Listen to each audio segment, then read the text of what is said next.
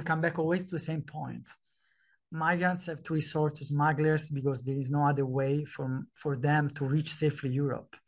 Even if this means crossing the Mediterranean, that is becoming a cemetery. One shipwreck after another. Since 2014, more than 20,000 people have died crossing the Mediterranean to reach Europe, according to figures from the International Organization for Migration. When people arrive at the European border, they're being pushed back violently by member states' police units. I think this is why people have increasingly started to take longer and more dangerous routes. To ensure the rescue of migrants at sea, the Mediterranean is divided into search and rescue zones under the responsibility of nearby coastal states. But NGOs denounce a lack of coordination.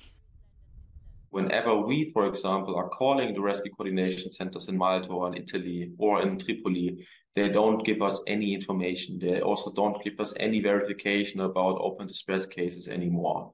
It's even worse because we also have recorded one specific call from a rescue coordination center in Malta, like one of the officials, who told us we don't work with NGOs. So what can we do to prevent further tragedies? It's very important that search and rescue is reinforced, that the capabilities and capacities are reinforced, and that this should really be a state-driven and a state-backed process primarily.